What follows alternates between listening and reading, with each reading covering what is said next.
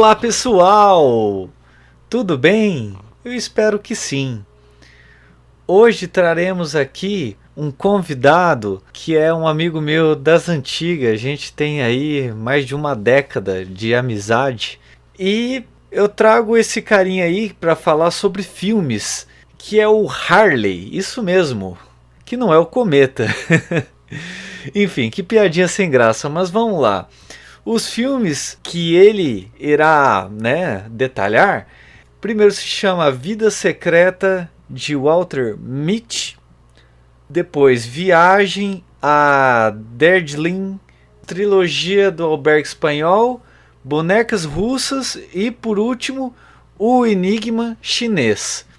É isso aí, minha gente. Esse é o gosto, desse meu amigo aí, o Harley, que é um gosto assim refinado e dentro da peculiaridade que é só dele. Então, bora para essa viagem que, como estamos na pandemia e não podemos realmente fazer uma viagem física, vamos viajar no mundo dos filmes. Então, bora!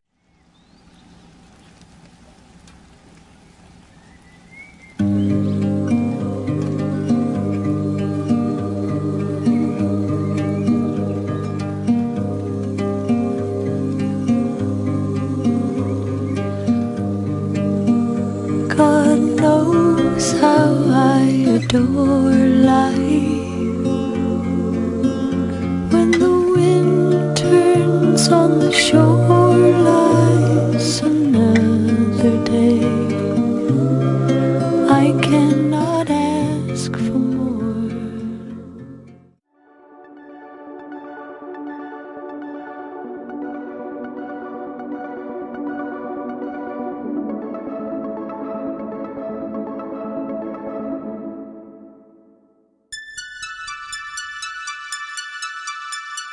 The Trip, o podcast para você viajar pelo mágico universo das múltiplas linguagens.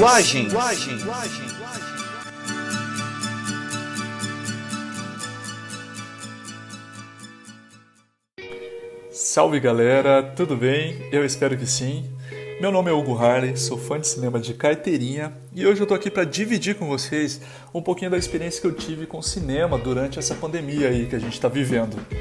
Acho que seria bem legal começar a falar sobre filmes que podem tirar a gente dessa realidade distópica que a gente está passando aí, que está deixando a gente sem esperança, deprimido até. O cinema tem essa capacidade de transportar a gente para lugares incríveis e por isso eu tomei o cuidado de escolher filmes que depois de assistir você vai ficar um tempinho aí pensando sobre a experiência e talvez ela possa mudar um pouquinho a sua percepção aí de mundo. Como, por exemplo, a experiência que eu tive assistindo a Matrix pela primeira vez, quando eu tinha lá meus 12 anos de idade no cinema. Ela mudou bastante a minha percepção de realidade, assim. Ou lendo O Mundo de Sofia pela primeira vez, quando eu tinha 12 anos. Bom, enfim, pensei então em falar sobre 3 filmes, cada um de um diretor específico, cada um com uma história diferente, mas que todos eles envolvem literalmente viajar, se autoconhecer e redenção. Então, sem mais delongas, vou começar falando sobre A Vida Secreta de Walter Mitty. Filme estadunidense, de 2013, dirigido e atuado pelo Ben Stiller, que está ótimo no papel. Esse filme ele vai cativar muito você pelo seu enredo e pelas suas características.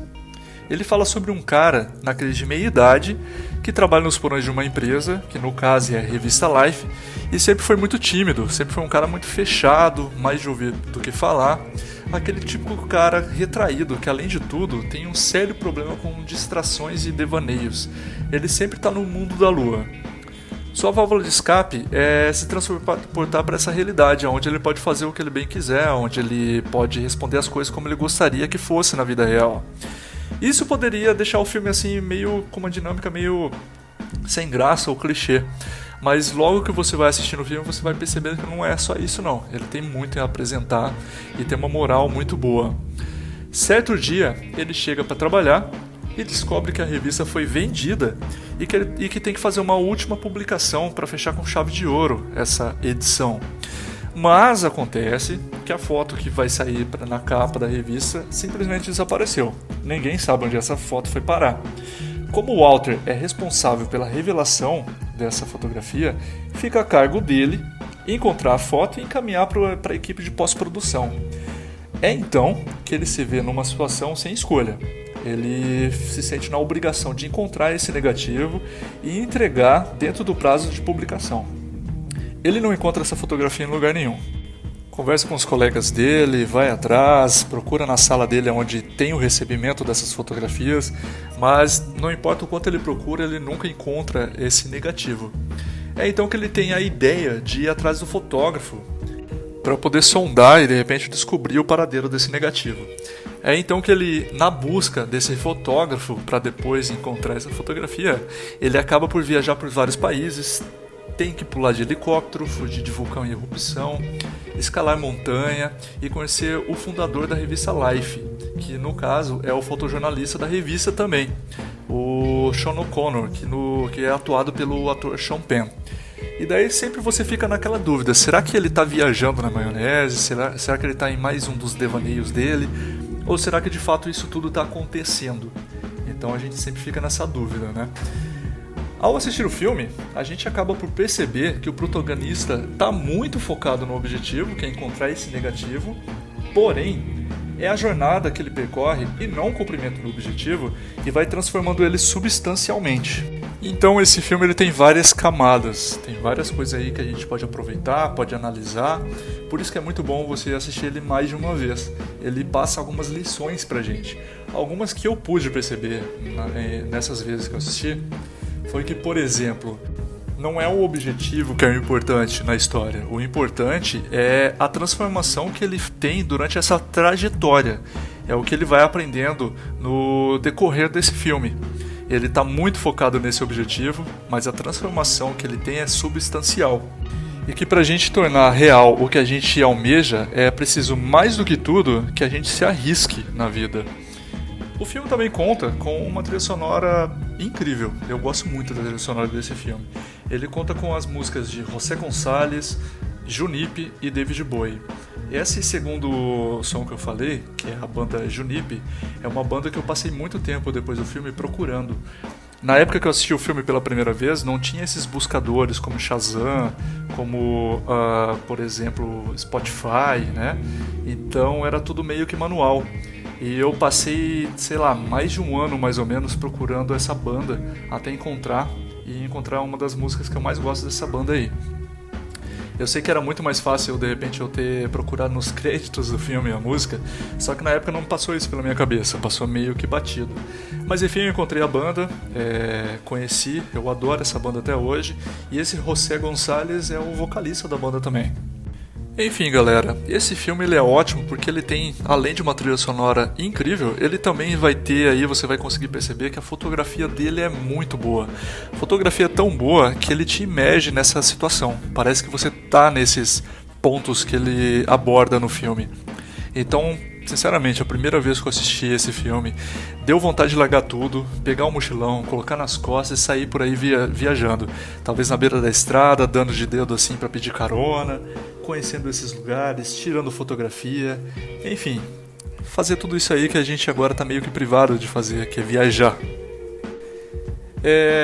Umas curiosidades aí que eu encontrei sobre o filme quando fui pesquisar para fazer esse podcast é que ele é um remake. Eu não vi o filme original, ele é bem antiguinho, ele é lá de 1947.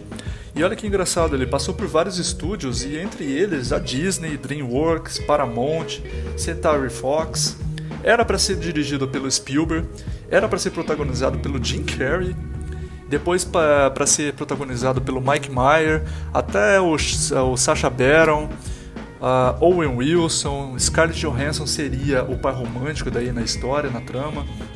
Mas vou te ser bem sincero que o Ben Stiller atuando nesse filme e tendo como par romântico a Kristen Wiig foi excelente, eu acho que está de bom tamanho, acho que não precisava ser diferente do que foi entregue pra gente nesse filme. Então fica aí a minha primeira sugestão de filme pra gente sair dessa realidade distópica, A Vida Secreta de Walter Mitty. Eu espero que vocês gostem, eu espero que eu não esteja enganado, eu espero que esse filme te transforme e também que transforme as pessoas que assistam contigo aí. Eu tenho certeza que você vai gostar da trilha sonora, vai gostar da fotografia, das atuações. Tem uma equipe de suporte aí dos atores pro Ben Stiller, que também estão ótimos nos papéis deles. São atores que fazem mais comédia, mas esse filme é uma tragicomédia. Então ele sai um pouquinho desse tipo pastelão que o Ben Stiller é acostumado a fazer com frequência. Bom, então é isso. Vou partir pro segundo filme aqui então, galera. Vamos lá, vamos acompanhar.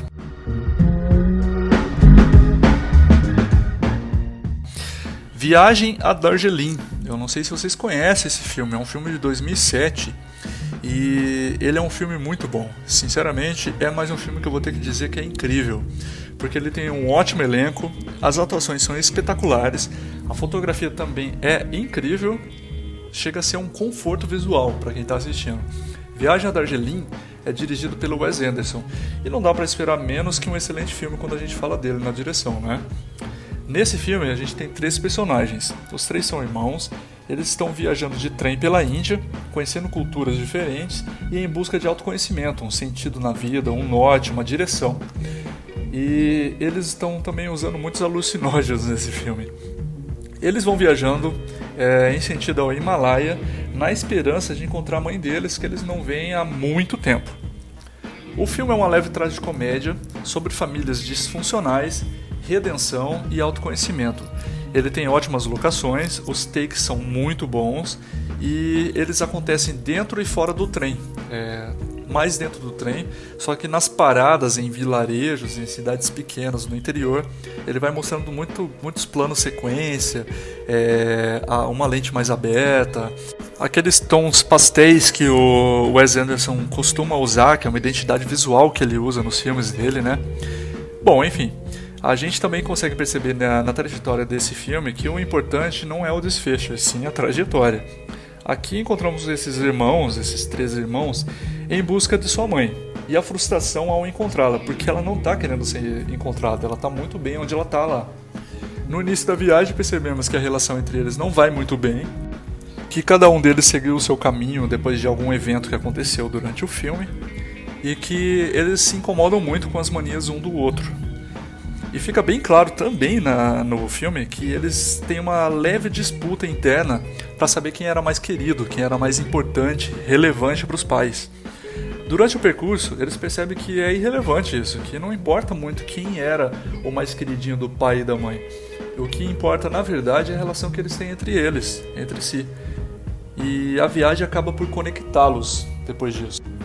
O filme conta com atuações de Adrien Brody, Owen Wilson, Angélica Houston e algumas participações, como por exemplo a participação do Bill Murray e até a Natalie Portman aparece no filme. É engraçado isso porque ela aparece assim meio que gratuitamente durante o filme. Ela aparece bem pouquinho assim, acho que é um take só que aparece ela, e quando tu assiste o filme e vê isso, tu fica meio assim sem entender o que está acontecendo ali, porque ela não aparece mais nenhuma vez no filme. Foi então que eu fui pesquisar um pouco mais sobre o porquê dela aparecer gratuitamente no filme, que daí eu descobri uma curiosidade importante. O filme ele tem um prequel, uma prequela, que mostra eventos anteriores ao filme. É um curta de mais ou menos 10 a 13 minutos, onde mostra um dos personagens, que é o Jake, o irmão mais novo, dentro de um quarto de hotel em Paris. E daí o telefone dele toca e quem tá ligando pra ele é a personagem vivida pela Natalie Portman. E daí a gente descobre que ela é a namorada dele no filme. Então são eventos anteriores, como eu disse, é por isso que a Natalie Portman aparece, entre aspas, gratuitamente no filme. E nesse curta, que também é dirigido pelo Wes Anderson, você percebe que tem uma pegada um pouco mais erotizada dos personagens. Tem uns planos de sequência onde eles estão sem roupa, estão na cama, se pegando e tal. E eu não vou contar mais detalhes porque eu quero que você assista esse curta, que é bem interessante. Bom, você vai encontrar facilmente esse curta no YouTube. O nome dele é Hotel Chevalier. É francês o nome, desculpa, eu não vou saber falar certinho como é em francês, mas em todo caso eu vou tentar colocar aqui para vocês na descrição desse podcast os links para vocês poderem acessar esse curta e também as trilhas sonoras de cada filme, beleza?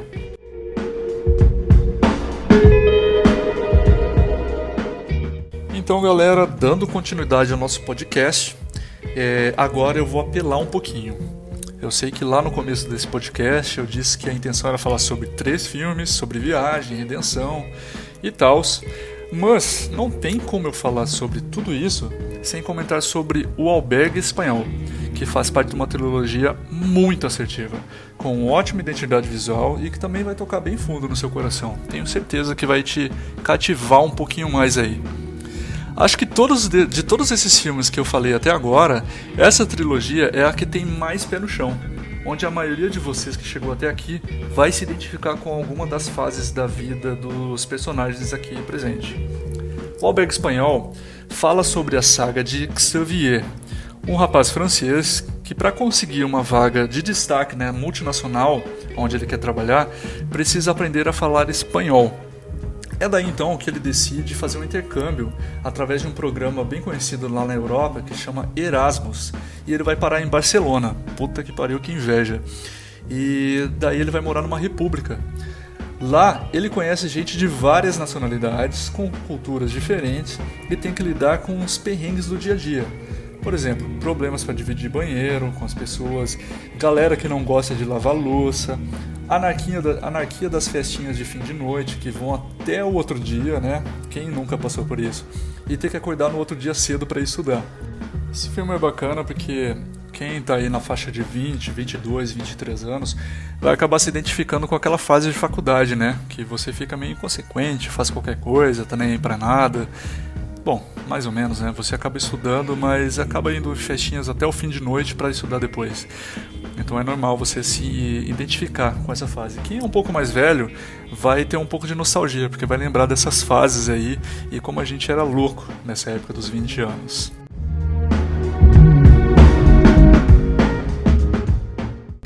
A sequência desse filme é um filme chamado Bonecas Russas em português. Bom, eu sei, tem uma série com um nome parecido no Netflix, mas repare que o filme se chama Bonecas Russas, é no plural. E essa série aí do Netflix chama Boneca Russa, se não me engano. O filme começa em Paris. Xavier já tem 30 anos e vive uma vida de amores líquidos, onde ele não encontra muito sentido em tudo isso. Ele está escrevendo o roteiro de um filme, mas está meio perdido e com dificuldade em desenvolver a história desse roteiro. Um dos personagens do filme anterior vai se casar com uma namorada da Rússia, e o Xavier vê aí uma oportunidade de ter um contato melhor, mais profundo com uma pessoa que vai se casar, que está vivendo um amor que parece ser verdadeiro, e acha que isso vai ajudar muito no conteúdo para o roteiro dele. Bom, o filme ele tem várias locações, ele passa em vários países, mostra lugares legais para visitar em Paris, também em Londres, São Petersburgo na real, e Moscou. O filme é muito mais denso que o filme anterior, aprofunda bastante na história do personagem, tentando lidar com as dificuldades da vida adulta, e não tem aquele tom meio cômico do primeiro filme. Já deixo aqui meu comentário de que é o meu filme favorito da trilogia. Tem muita reflexão, o personagem não é perfeito, ele apronta muito, mas evolui bastante durante a trajetória desse filme. Existem muitos questionamentos sobre o que é o amor e se ele de fato existe. E se existir, se o sentimento se mantém num relacionamento de longo prazo. Tem até uma relação que a mãe dele faz enquanto eles estão voltando pro aeroporto, de que os hipopótamos, e é essa a construção dessa parte, que os hipopótamos eles encontram um parceiro e vivem para o resto da vida. Então fica aí uma reflexão dentro do filme de que se vale a pena ou não ter um relacionamento duradouro. E para não ficar muito extenso esse podcast, eu vou falar já direto sobre o terceiro filme da trilogia.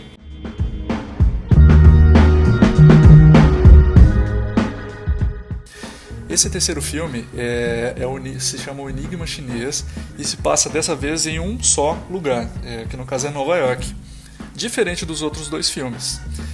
Xavier agora já está com 40 anos, se tornou um escritor renomado na França e tem uma nova obra para ser desenvolvida. Ele já tem 2 filhos, só que ele está com um bloqueio criativo para elaborar mais uma vez esse roteiro.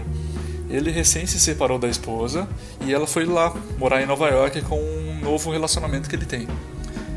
E isso está deixando o Xavier maluco. É então que ele decide ir atrás da ex dele, em busca de um sentido na vida, de ficar mais próximo dos filhos e de tentar de repente reconciliar com a esposa e finalizar o livro que ele está escrevendo. Ele vai então para Nova York para ir tentar achar um objetivo, um rumo para a vida dele. Só que ele está totalmente quebrado, vulnerável e também inconsequente como no primeiro filme. Lembra bastante a trama do primeiro filme, para dizer bem a verdade. A diferença é que agora ele tem mais responsabilidades, ele tem 2 filhos, ele tem um emprego, uma carreira, né? Então qualquer decisão que ele toma tem um impacto direto nas pessoas que estão à sua volta. E ao longo desses 3 filmes a gente acompanha a jornada de Xavier como uma pessoa jovem e imatura, se transformando em um adulto que ainda tem muitas falhas, porém disposto a aprender e evoluir como pessoa. Isso tudo acontece ao longo de muitas viagens, muitas idas e vindas, e não importa onde você esteja, desde que esteja com as pessoas que você ama. Que o laço que criamos e mantemos é muito mais importante do que os locais onde moramos. Não importa se é em Barcelona, Paris, Londres, Nova York, Brasil, o importante é manter esses laços. E para fechar esse podcast, fica então a nossa reflexão aí sobre as 3 dicas de filme, que no caso são 5, e a pandemia. O que ela impacta? O que ela ajuda a gente? Bom, os filmes transportam a gente para locais onde os personagens estão. Os filmes também ensinam a gente a valorizar a evolução como pessoa e que antes de nos projetar para outros lugares, vale a pena a gente olhar para dentro de si mesmo e também valorizar as pessoas que amamos e nos amam. E nessa distopia, o que mais a gente precisa é do apoio uns dos outros. Eu também quero mencionar que eu falei sobre esses filmes, mas claro que eu não podia esquecer de alguns filmes aqui que são bem importantes. Eu não vou entrar nesses filmes porque eles são bem conhecidos, mas são filmes que também falam sobre esse tema, sobre essa temática de viagens, né? Como por exemplo Comer, Rezar, Amar, que todo mundo conhece, é um dos queridinhos de viagem. Into the Wild, que é um filme que tem uma trilha sonora muito boa, a fotografia também é muito boa. E eu também vou falar sobre Tales by Light, que é um documentário, uma série documental que fala sobre fotógrafos que viajam pelo mundo fazendo captura de fotografia de pessoas, lugares, criaturas. E eles têm uma particularidade muito interessante de fotografia, porque eles mostram todo o contexto da região onde eles estão fotografando. Eu acho que ele é bem cativante, é bem interessante para você poder maratonar. Bom, então é isso, galera. Gostaria de agradecer, eu vou finalizando por aqui. Agradeço a oportunidade que a Nath mais o Rodrigo me deram de poder dividir com vocês a minha experiência com esses filmes. Eu adoro o podcast deles, eu sempre acompanho. E para mim é uma grande honra poder participar e espero poder participar mais vezes futuramente também. Eu espero que todos vocês gostem das dicas e que consigam se emocionar, se transportar, se sentir cativados como eu senti assistindo cada um desses filmes aí. Fiquem em paz, fiquem bem, fiquem em casa e se precisar sair, usem máscara, tá bom? Um abraço, até a próxima, tchau, tchau.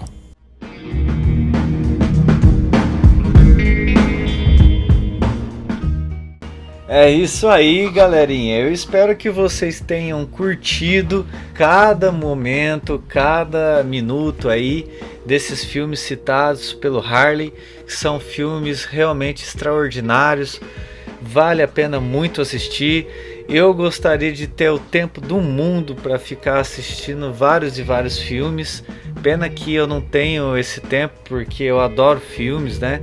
E assim, quem sou eu para falar de filmes, sendo que eu não tenho todo esse tempo, eu não consegui assistir tanto filme assim na minha vida. Eu não sou um cinéfilo que nem é o Harley, né? Então, assim, por isso que nós, né, eu e a Natália, demos essa oportunidade pro Harley deslanchar aí, porque realmente o bicho entende de filme. E eu acredito que se ele citou esses 3, na verdade foi uns 5 filmes, né? Ele falou que é uma trilogia, mas acabou colocando mais.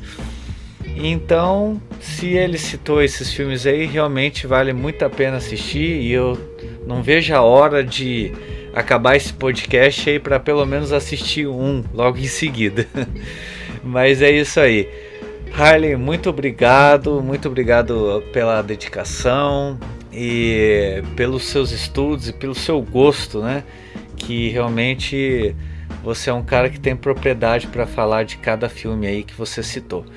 Então é isso aí, minha gente. Agora, para finalizar esse podcast com tudo, irei citar novamente um poema do nosso grande amigo Flávio Ranucci. E por hoje é só.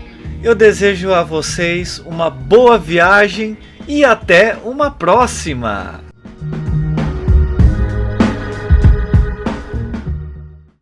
Me deitei em frente à tela, resplandecente, e vi aquele final, fatal, coisa de cinema, que não se via mais em qualquer filme, que não se declamava mais em nenhum poema. Fiquei a perguntar, que sonhei depois? Eu não preguei os olhos, eu fiquei em terra firme, mas de mente livre. A sétima arte me invadiu, e eu, protagonista que sou da vida real, dos jornais de banca, do teatro e da dança, mergulhei em mais uma peça. Eu não saí vivo dessa. Eu morri no fim. Eu, protagonista de mim.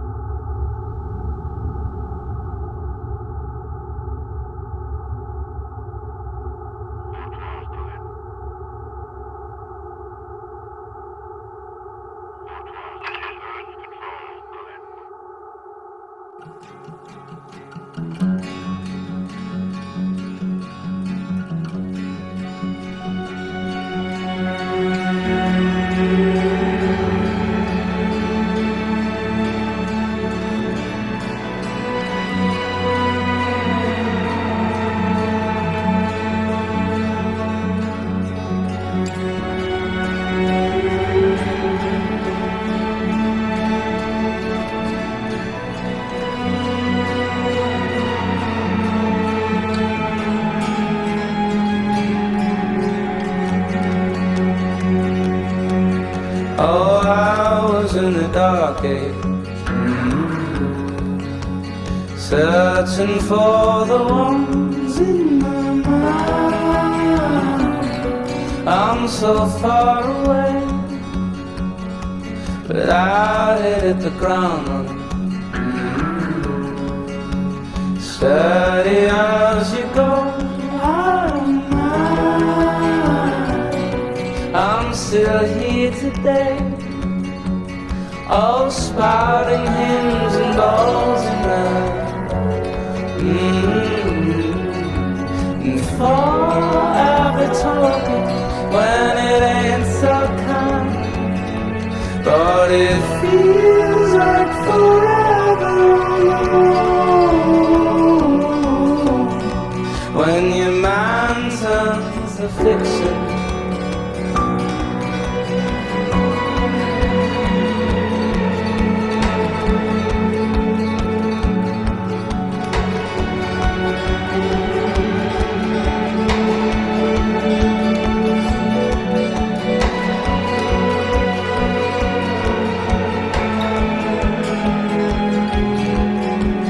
Now it took a long way. Now I was in the heat. I'm so far away. Você escutou Desfruto, o podcast que te faz viajar pelo mágico universo das músicas em inglês.